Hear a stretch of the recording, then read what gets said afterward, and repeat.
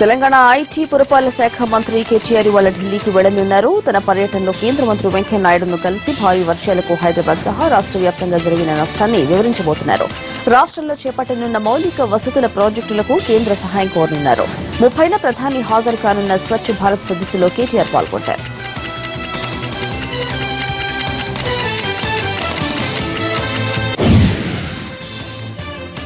జల భద్రత ఉంటేనే అభివృద్ది సాధ్యమవుతుందని, అందుకే జల వనరులకు ప్రథమ ప్రాధాన్యత ఇస్తున్నామన్నారు ఏపీ సీఎం చంద్రబాబు. పోలవరం ప్రాజెక్టుకు సంబంధించి నిధుల సమస్య లేదని, 2018 నాటికల్లా పూర్తి చేస్తామని మరోసారి ధీమా వ్యక్తం చేశారు. విజయవాడలో జరిగిన కలెక్టర్ల సదస్సులో అభివృద్ది పనులను సమీక్షించి అధికారులకు దిశానిర్దేశం చేశారు.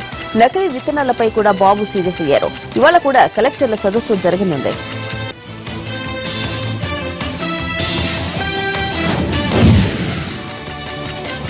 మరో 2 ఏళ్లలో తెలంగాణకు గోదావరి జలాలు పుష్కలంగా వస్తాయన్నారు ముఖ్యమంత్రి కేసీఆర్. మిషన్ కాకతీయ వల్ల చెరువులో నీళ్లు చేరి భూగర్భ జలాలు కూడా పెరిగాయని హర్షం వ్యక్తం చేశారు.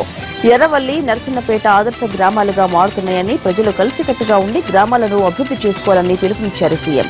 వ్యవసాయాన్ని పద్దతి ప్రకారం చేసుకుంటూ పని విభజన చేసుకుని పంటలు పండించుకోవాలని సూచించారు.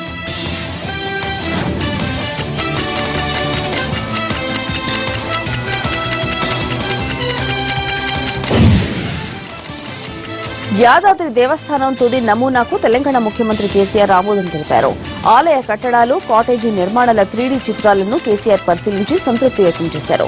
వచ్చే దసరా నాటికి యాదాద్రి ఆలయాన్ని అత్యద్భుతంగా తీర్చిదిద్దాలని అధికారులను ఆదేశించారు. ప్రత్యేక నిర్మాణ కౌశలంతో దైవభక్తి ఉట్టిపడేలా దేవస్థానం ఉండాలని సూచించారు. గొప్ప శిల్పకళా నైపుణ్యంతో దేవస్థానం రూపుదిద్దుకోవాలని ఆకాంక్షించారు. 5 రాజగోపురాలు, ప్రాకార మండపాలు నిర్మితం కానున్నాయని చెప్పారు సీఎం.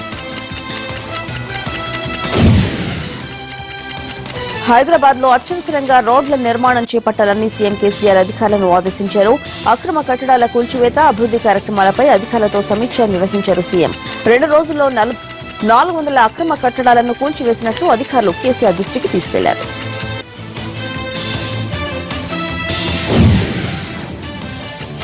హైదరాబాద్ నగరంలో అక్రమ నిర్మాణాల తొలగింపు ప్రక్రియ 3వ రోజు మిశ్రమంగా సాగింది.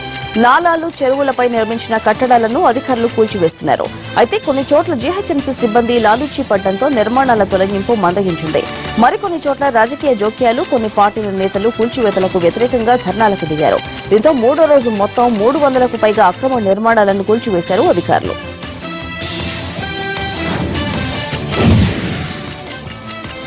మెదక్ జిల్లా సింగూరు ప్రాజెక్టుకు మంత్రి హరీష్ రావు సందర్శించారు. అక్కడి వరద ఉధృతిని అధికారులను అడిగి తెలుసుకున్నారు. మత్స్యకారుల సంక్షేమం కోసం సింగూరు ప్రాజెక్టులో 1,00,000కు పైగా చేప పిల్లలను వదిలారు మంత్రి. ఈ కార్యక్రమంలో జిల్లా ఎమ్మెల్యేలు పాల్గొన్నారు.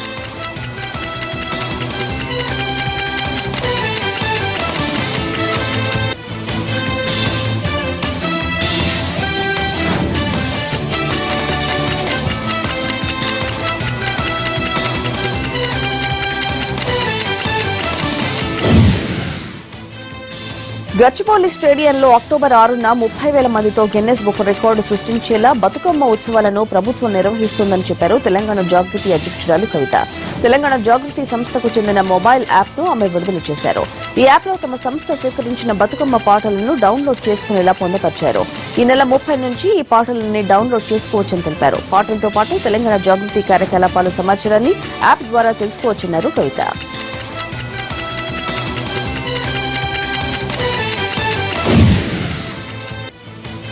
రీడిజైనింగ్ పేరుతో కాలయాపన చేస్తూ నిర్మాణంలో ఉన్న ప్రాజెక్టులపై నిర్లక్ష్యం వ్యవహరిస్తోందని తెలంగాణ ప్రభుత్వంపై విపక్షాలు విమర్శలు చేశాయి. కరీంనగర్ జిల్లాలోని ఎల్లంపల్లి, మిడ్ మానేరు ప్రాజెక్టులను సందర్శించి పరివాహక ప్రాంతాన్ని పరిశీలించారు టీ కాంగ్రెస్ నేతలు. ఎల్లంపల్లి ప్రాజెక్టు కింద 2 లక్షల ఎకరాలకు నీరివ్వాలని డిమాండ్ చేశారు.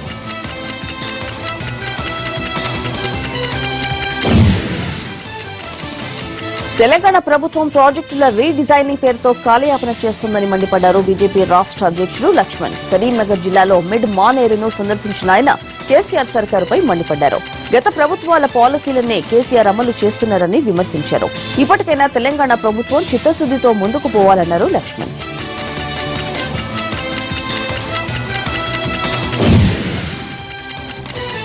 వీణా వాణిలను స్టేట్ హోమ్ కు తరలిస్తామన్నారు తెలంగాణ ఆరోగ్య శాఖ మంత్రి లక్ష్మారెడ్డి. ఆస్ట్రేలియా బృందానికి వీణా వాణిల రిపోర్టులు పంపామన్న ఆయన వారితో ప్రభుత్వం చర్చలు జరిపి తగు చర్యలు తీసుకుంటామన్నారు. వారికి 14 ఏళ్లు నిండాయి కాబట్టి నిలోఫర్ ఆసుపత్రిలో ఉంచడం అంత మంచిది కాదన్న ఆయన అప్పటి వరకు వారి శ్రేయస్సు కోసం స్ట్రీట్ హోమ్ కు తరలిస్తామన్నారు.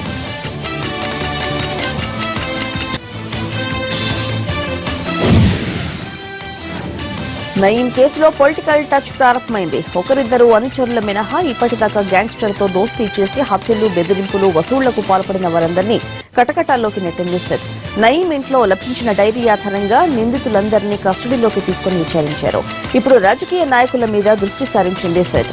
ఏ పార్టీలకు చెందిన నాయకులకు నయీంతో సంబంధాలు ఉన్నాయో లిస్టు తయారు చేసింది. ఇక నుంచి ఆయా లీడర్ల భరతం పట్టినంది సెట్.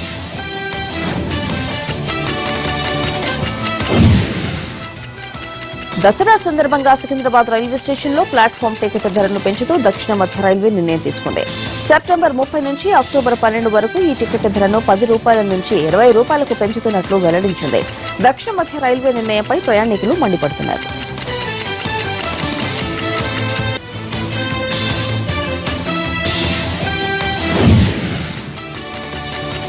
ఐఐఎంలలో ప్రవేశం కోసం నిర్వహించే క్యాట్ 2016 కు రికార్డు స్థాయిలో దరఖాస్తులు వచ్చాయి. మొత్తం 2,32,434 మంది అభ్యర్థులు పరీక్షకు దరఖాస్తు చేసుకున్నారు. గత 7 ఏళ్లలో ఇదే అత్యధికమని ఐఐఎం బెంగళూరు తెలిపింది. గత ఏడాది 2,18,664 మంది నమోదు చేసుకోగా ఈసారి 13,774 మంది పెరిగారు.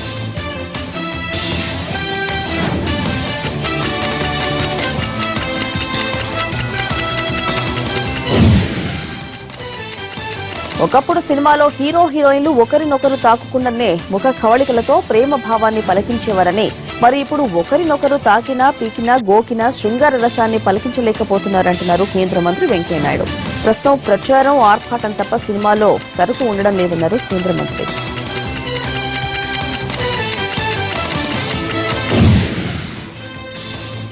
పబ్లో అర్ధరాత్రి రౌడీ షీటర్లు హల్చల్ చేశారు. పబ్ మూసేసే సమయంలో మద్యం కావాలంటూ దాడికి దిగారు. టైం అయిపోయిందని బౌన్సర్లు వారిని అడ్డుకునే ప్రయత్నం చేశారు. దీంతో బౌన్సర్లను గాయపరిచిన రౌడీ షీటర్లు పబ్లోకి ప్రవేశించి ఫర్నిచర్ ధ్వంసం చేశారు. ఆసిఫ్ నగర్ కు చెందిన జంగ్లీ యూసఫ్ అనే రౌడీ షీటర్ తన అనుచరులతో కలిసి వీరంగం సృష్టించాడు. 15 నిమిషాల పాటు విధ్వంసం సృష్టిస్తూ పబ్ను నాశనం చేశారు. 6 బౌన్సర్లను తీవ్రంగా గాయపరిచారు. తర్వాత అక్కడి నుంచి పరారయ్యారు. సీసీ కెమెరాలో రికార్డైన దృశ్యాల ఆధారంగా రౌడీ షీటర్ల కోసం గాలిస్తున్నారు పోలీసులు.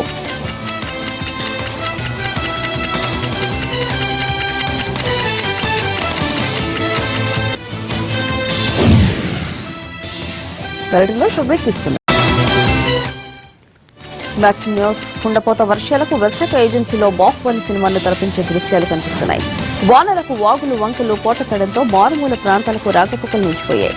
చింతపల్లి, జీకే వీధి, మాడుగుల, కుకంపేట, డుబ్రింగూడ, పెదబయలు, ముంచంగిపుట్ట మండలాల్లో ఇలా వాగుల అవతల గ్రామాలు వందల సంఖ్యలో ఉన్నాయి. ప్రస్తుతం అవి పోటెత్తడంతో దాటలేని పరిస్థితి వచ్చింది. కానీ మరో గత్యంతరం లేక సరుకుల కోసం పీకల్లోతు నీళ్లలో సాహసాలు చేస్తూ వెళుతున్నారు. ఇదే క్రమంలో అనారోగ్యంతో బాధపడుతున్న చిన్నారిని ఆసుపత్రికి తీసుకెళ్లేందుకు ఓ తండ్రి ఇలా సాహసం చేశాడు.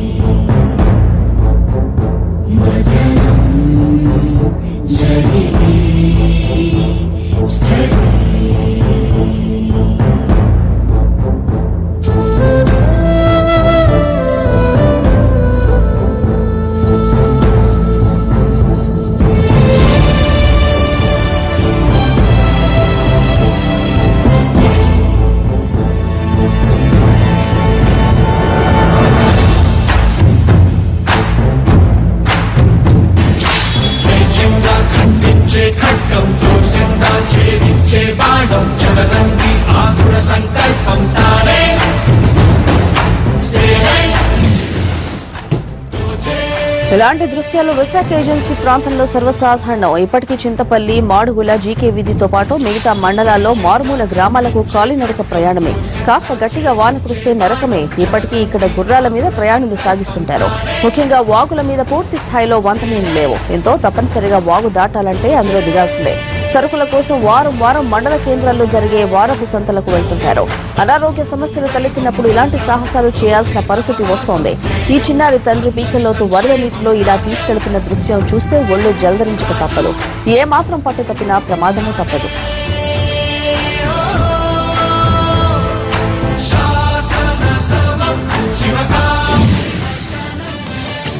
కర్నూలులో బాలిక అత్యాచారం కేసులో మొదటి అదనపు కోర్టు తీర్పిచ్చింది. 2015 జులై 18న కర్నూలు కాడక్పుర కాలనీలో ఆడుకుంటున్న 7 ఏళ్ల బాలికను అదే కాలనీకి చెందిన ఖాజా ఖాన్ చాక్లెట్ ఇస్తామని చెప్పి బలవంతంగా ఇంటిలోకి తీసుకెళ్లి బంధించి అత్యాచారం చేశాడు.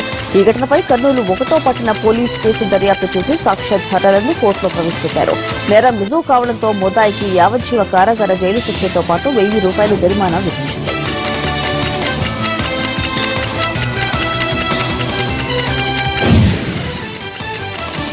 కర్నూలు జనరల్ ఆసుపత్రిలో ఓ దొంగ హల్చల్ చేశాడు. బురఖా ధరించి ఆసుపత్రి వార్డులో చోరీకి యత్నించాడు. గమనించిన సెక్యూరిటీ సిబ్బంది అగంతకుడిని పట్టుకుని పోలీసులకు అప్పగించారు. అతడి నుంచి వస్తువులను నగదును స్వాధీనం చేసుకున్నారు.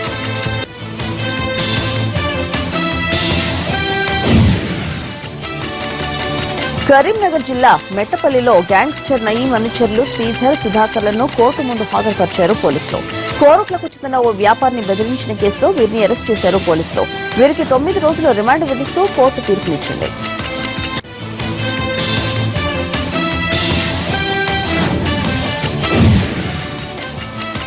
కడప జిల్లాలో డ్రగ్స్ ముఠాను అదుపులోకి తీసుకున్నారు పోలీసులు. వీరి దగ్గర నుంచి 450 గ్రాముల బ్రౌన్ షుగర్ ను స్వాధీనం చేసుకున్నారు. రాయచోటిలో అనుమానాస్పదంగా తిరుగుతున్న యువకులను పోలీసులు అరెస్ట్ చేసి విచారించగా అసలు విషయం బయటపడింది.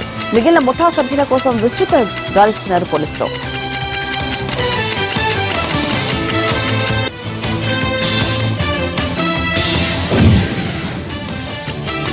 సికింద్రాబాద్ లో వ్యభిచార గృహాలపై పోలీసులు దాడులు చేశారు. రైల్వే స్టేషన్ దగ్గర వేశ్య గృహాన్ని నడుపుతున్న ముఠాను అరెస్ట్ చేశారు. విటులను తన అందచిందాలతో ఆకర్షించి వారిని మోసం చేస్తున్న అందగత్తెలపై పీడీ యాక్ట్ నమోదు చేశారు పోలీసులు. గత కొన్ని రోజులుగా సికింద్రాబాద్ పరిసర ప్రాంతాల్లో వ్యభిచారం జరుగుతోందన్న సమాచారం అందుకున్న పోలీసులు విస్తృత దాడులు చేశారు.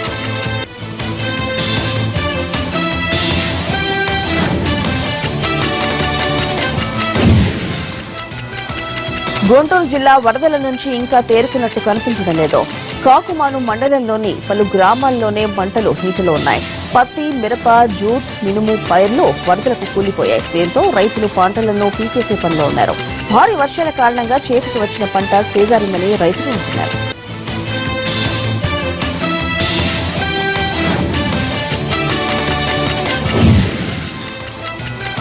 మహబూబ్ నగర్ జిల్లా అచ్చంపేట పిఎస్ లో ఓ యువకుడు ఆత్మహత్యకు యత్నించాడు. గమనించిన పోలీసులు వెంటనే అతన్ని ఆసుపత్రికి తరలించారు. ప్రస్తుతం యువకుడి పరిస్థితి విషమంగా ఉందని డాక్టర్లు అంటున్నారు. గతంలో ఇతడిపై పలు దొంగతనాల కేసులు కూడా ఉన్నాయి. దీంతో పోలీసులు అతడిపై విచారణకు తీవ్ర మనస్తాపం గురైన యువకుడు ఆత్మహత్యకు యత్నించాడు.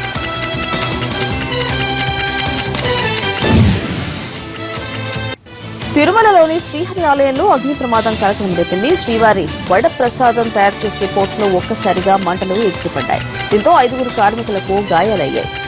సకాలంలో మంటలు ఆపివేయడంతో ప్రమాదం తప్పింది. గతంలో కూడా ఇదే ప్రాంతంలో ప్రమాదం జరిగింది.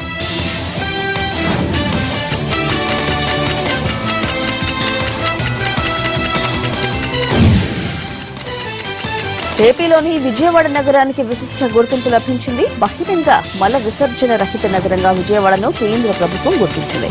ఇందుకు సంబంధించి కేంద్ర ప్రభుత్వ ప్రతినిధులు ఇవాళ ధృవపత్రాలు అందజేయనున్నారు. స్వచ్ఛ భారత్ లో భాగంగా విజయవాడ నగరపాలక సంస్థ విస్తృతంగా పారిశుద్ధ్య కార్యక్రమాలు చేపడుతోంది.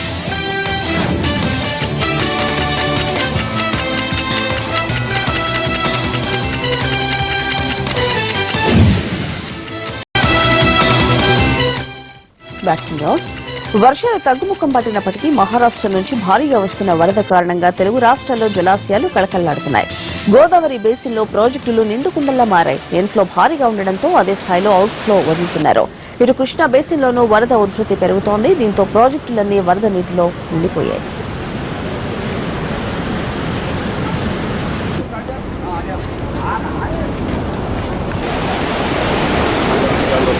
सालों के बाद आता है।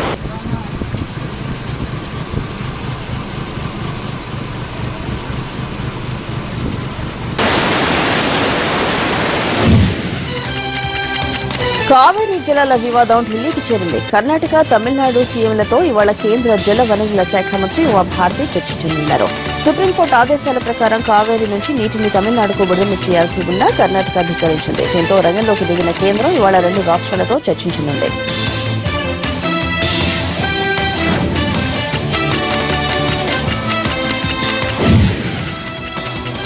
దేశంలో మహిళలతో పోలిస్తే 80% మంది పురుషులు అధికంగా ఒత్తిడి అనుభవిస్తున్నారని ఓ ఆరోగ్య సర్వే తెలిపింది. సరైన విశ్రాంతి లేకపోవడం, ఎక్కువ పరిభారంతో 80% పురుషులు ఒత్తిడిలో జీవిస్తున్నారు. మహిళల్లో ఇది 74%. ప్రపంచ హృదయ దినోత్సవం సందర్భంగా ఐసీఐసీఐ లాంబార్డ్ జనరల్ ఇన్సూరెన్స్ నిర్వహించిన సర్వేలో తేలింది.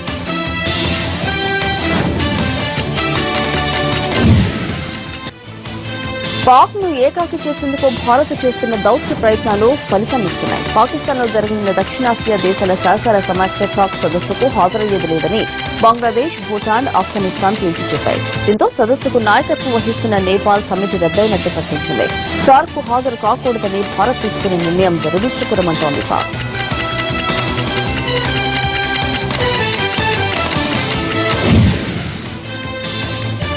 డ్రోన్ కారణంగా విమాన రాకపోకలు నిలిచిపోయిన ఘటన దుబాయ్ అంతర్జాతీయ విమానాశ్రయంలో చోటు చేసుకుంది. ఎయిర్పోర్టు ప్రాంతంలో ఓ డ్రోన్ తిరుగుతున్నట్లు విమానాశ్రయ అధికారులు గుర్తించారు.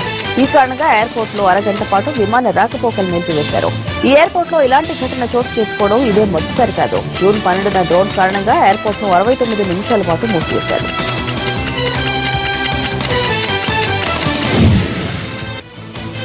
మలేషియన్ ఎయిర్లైన్స్ కు చెందిన MH17 విమానాన్ని రష్యాకు చెందిన క్షిపణి కూల్చివేసిందని ఆ ఘటనను విచారించిన అంతర్జాతీయ ప్రాసిక్యూటర్లు స్పష్టం చేశారు. 2014 జూన్ 17న జరిగిన సంఘటనలో బోయింగ్ విమానాన్ని తూర్పు ఉక్రెయిన్ ప్రాంతంలో కూలింది. ఈ ఘటనలో 298 మంది ప్రాణాలు కోల్పోయారు. అయితే ఉక్రెయిన్ కు చెందిన రెబెల్స్ తమ ప్రాంతం నుంచి మలేషియా విమానాన్ని కూల్చేసినట్టు విచారణ కమిటీ తెలిపింది.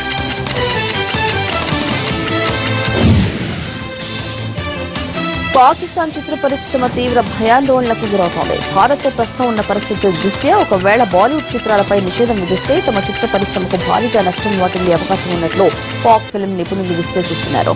ఒకవేళ బాలీవుడ్ సినిమాలను పాక్ లో బ్యాన్ చేస్తే ఆ దేశ చిత్ర పరిశ్రమ సుమారు 70% నష్టపోతుందట.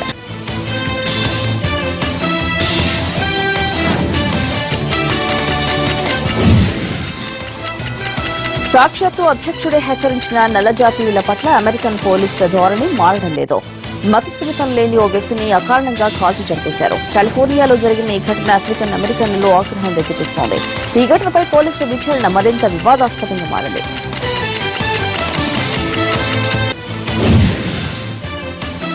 అమెరికా చికాగోలో OGKMA 31వ వార్షిక సమ్మేళనం కన్వెన్షన్ ఘనంగా జరిగింది. ఉస్మానియా, గాంధీ, కాకతీయ, తెలంగాణ మెడికల్ కాలేజీల్లో చదివి అమెరికాస్తులో స్థిరపడ్డ డాక్టర్స్ ఈ కార్యక్రమంలో పాల్గొన్నారు. తెలంగాణ ఆసుపత్రిలో తమ వంతుగా సౌకర్యాలు కల్పిస్తామన్నారు NRI డాక్టర్లు. అవసరమైతే వైద్య శాఖకు పలు అంశాలపై సూచనలు అందిస్తామన్నారు.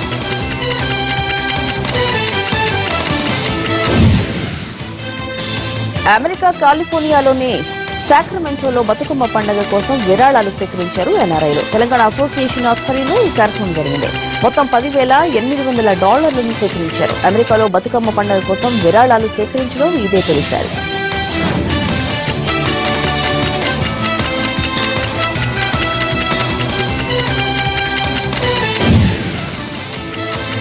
చికాగో నాట్స్ తెలుగు సంబరాలకు సన్నాహాలు మొదలయ్యాయి. ప్రతి 2 ఏళ్లకొకసారి ఉత్తర అమెరికా తెలుగు సంఘం నాట్స్ అంగరంగ వైభవంగా జరిపే సంబరాలు చికాగో వేదికగా జరగనున్నాయి. ఈ సంబరాలు వచ్చే ఏడాది జూన్ 30, జూలై 1, 2 తేదీల్లో జరగనున్నాయి. సంబరాల నిర్వహణపై నాట్స్ కార్యక్రమవర్గం చికాగోలో సమావేశమైంది.